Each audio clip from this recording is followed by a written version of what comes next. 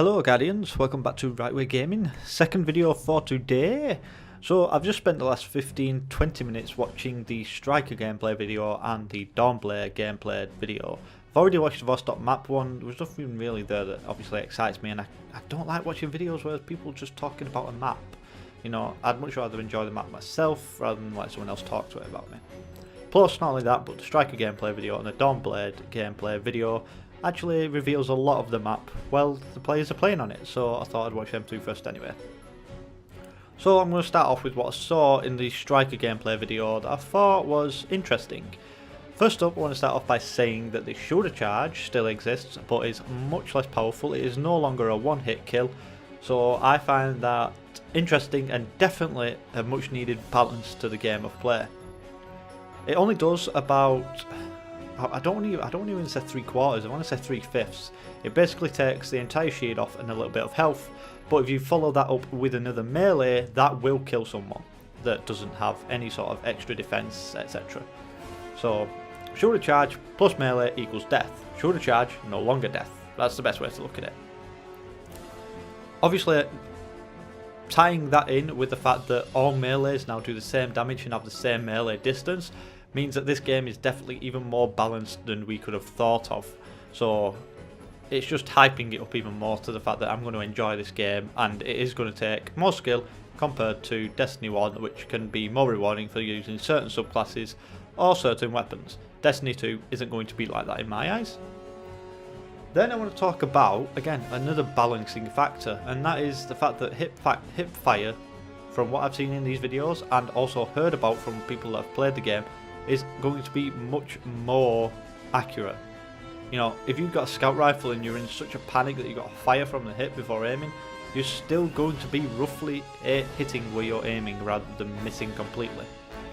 This showed in the Striker video even more so when he was using one of the pulse rifles, and it was basically hitting the target near enough every time.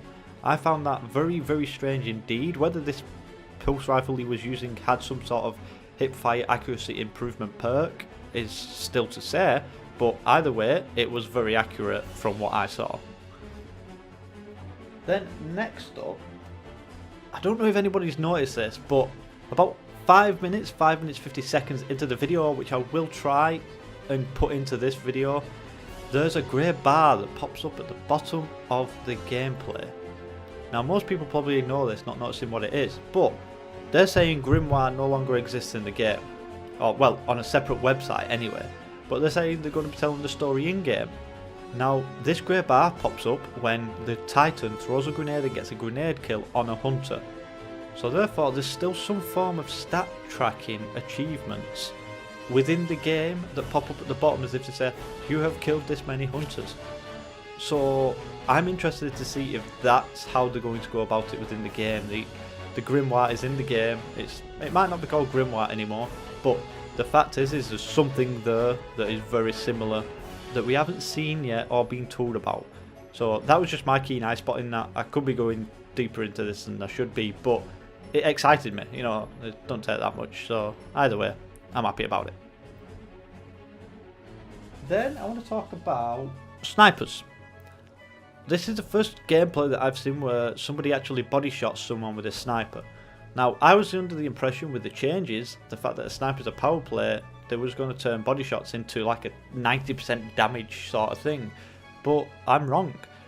It only takes away the shields and a little bit of health, similar to what a shoulder charge does. So I think they've gone for a consistency basis in terms of damage across the board on certain things. Which, I mean, don't get me wrong, snipers at a headshot are still one-shot kill, and again, this gameplay shows that. But, like I said, it was just a personal thought what they were going to do that hasn't turned out, and I just thought it was interesting to point out. Then, next up, which made me have a little bit of a giggle, at the end of this Striker gameplay video, there's a bit of a comment from Shax. So if you haven't heard that, keep an eye out for it. It made me laugh a little bit, but yeah, they've changed up the Shax commentary, and he sounds a little bit cheesier than it did before, so yeah. Then I want to talk about the Dawnblade video. Now there wasn't as much in this as the Striker video. For some reason I just get the feeling that Titans are getting much more attention paid to them than they deserve, but that's because I'm a Hunter Master race. throw the hate at me. I don't mind it, but yeah, I'm not a Titan. And to be honest, with the amount of focus that's been paid on hunters, I'm not impressed. Really not impressed. I think hunters need more attention and care because they're very temperamental. Anyways, onto the Warlock Dawnblade video. I noticed the weapons aren't looking fresh. They're not like they've just been plucked off the weapons rack. They are damaged. They are scratched.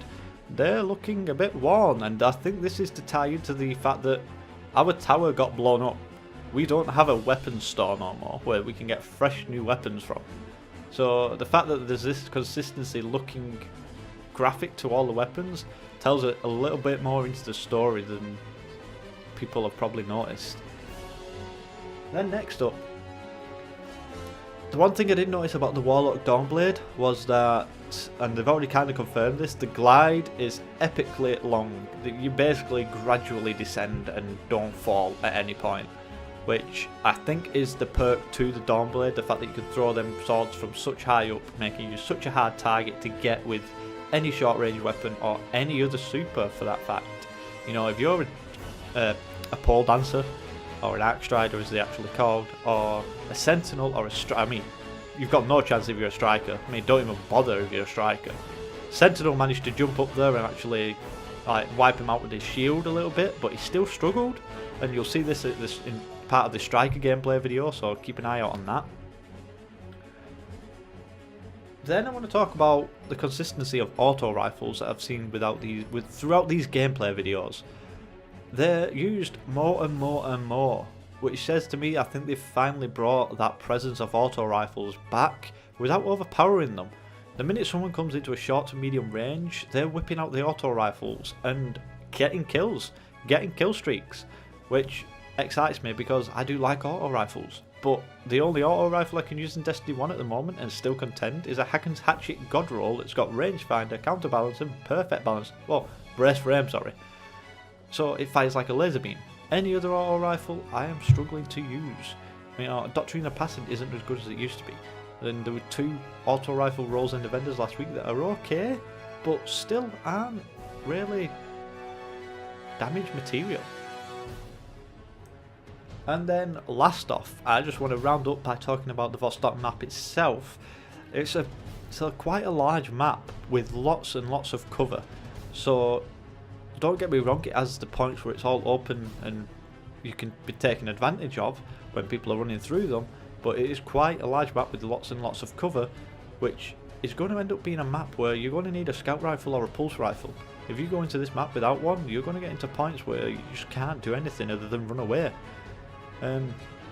But again, it doesn't mean you shouldn't take a short range weapon, because there's still small channels and small little cave runs where people could take advantage of with shotguns if they've got power ammo, or hand cannons and SMGs if they feel like sticking to them. So overall, my opinion on it is it's a very, very balanced map.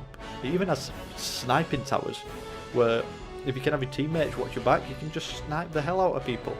Obviously, needing power ammo.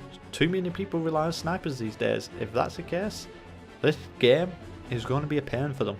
You're going to need to learn how to use a primary weapon, and these gameplay videos that are coming out absolutely shows that. That, guys, is it from me today. I thought this video went on a little bit longer than I thought it were going to do, but you know, I thought there was a lot to talk about from the videos that they've released today, and the fact that the beta came out, that's even more news. But I've already released a video on that, so if you haven't watched it, then go and check it out, because if you haven't downloaded the beta, you better go and do it. It's that simple. That's it from me, guys. Right Way Gaming, over and out.